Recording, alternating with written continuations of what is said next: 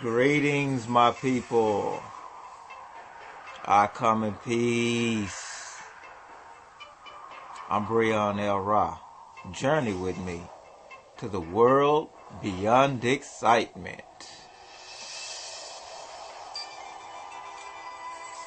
What gangbangers don't realize. You know, it was the FBI that started all gangs in the black community. The mission was to divide and conquer, as the Crips and Bloods was formed in the late 60s, early 70s. It was believed that the Crips was formed in 1969, founded by Stanley Williams and Raymond Washington. Now, true, the gangs was constructed for the sake of the community, against the slaughter and the police brutality of our people. I mean, because somebody had to step in, you know.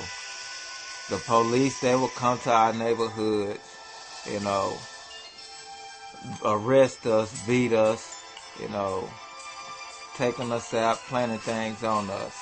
There was a lot of crooked things going on in the community amongst the cops and our people, you know. So, in the beginning, the Crips was called Cribs, and not much later they formed to the Crips, which was Community Revolution in Progress.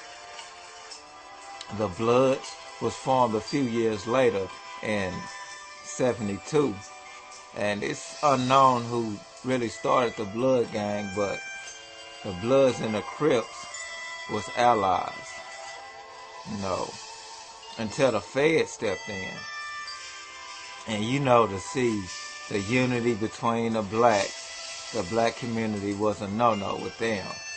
So when our goal was to keep the brutality and the oppression at our community from the police, that was the whole goal of, you know, the Crips and Bloods. But the Fed stepped in and they was like, we don't like this black power movement, so let's divide these niggas up. So they stepped in, as they did the Black Panther Party for self-defense that was started in 1966 by Huey P. Newton and Bobby Seale. You know, and in that time, the black community was united. You know, we was positive against each other, lifting each other up. You know, we respected our women. We respected, you know, the elders. You know, the children stayed in their place. You know, they didn't like that, so they stepped in and dispersed the whole movement. Which the Vice Laws was started in 58, and then Gangster Disciples was formed in the late 60s by David Barksdale and Larry Hoover.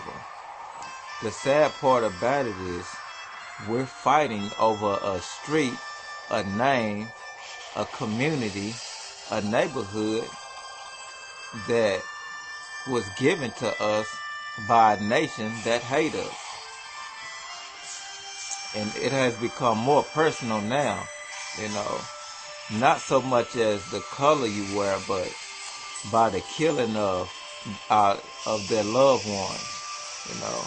Of course, the drugs that came in, you know, many people died, many people went to jail.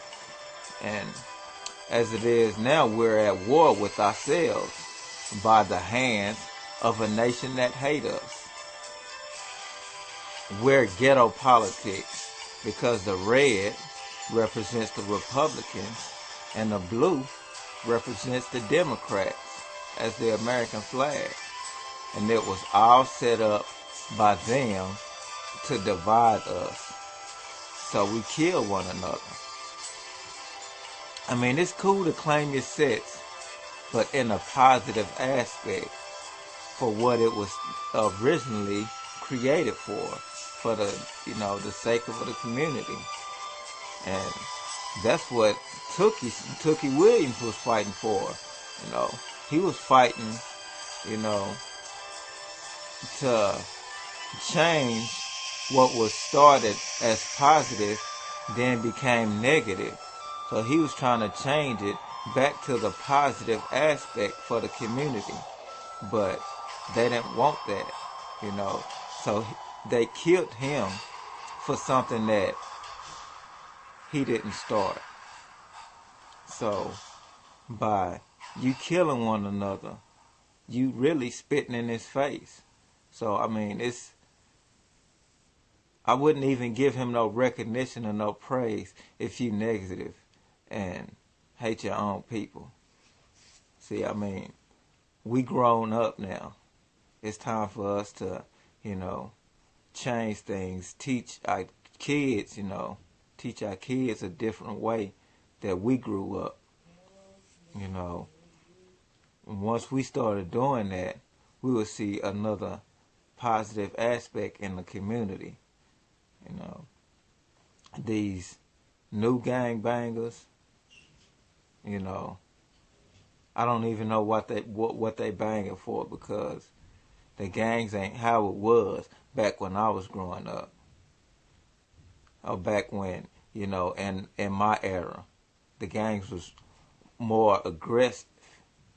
These little niggas now, they banging for show. That's what they doing it for. They want to be seen. You know what I'm saying? So really, to start banging now, I mean, it's useless, because the real bangers, they either dead or locked up. You know what I'm saying? Ain't nobody really banging like that no more. I mean, it's a whole different ball game now. So we have to retrain our mind, and put the kids first. Teach them that, it has to be unity amongst our people. Therefore, we will see a positive outlook on the life that we live, because they looking at us. We got to set an example for them. And once we set the example, then they will follow. But until then, it's going to be total chaos amongst our people. So we must have unity. You know what I'm saying? I know gangs out here, gangs going to be, you know what I'm saying? We're going to click up with the people that we have in common with, But if we all just came together, you know what I'm saying, and had a unity, we'll be a force to be reckoned with. So that's all I got to say about that, gangs. Once again, I'm Breon L. Ra. Thanks again for tuning in.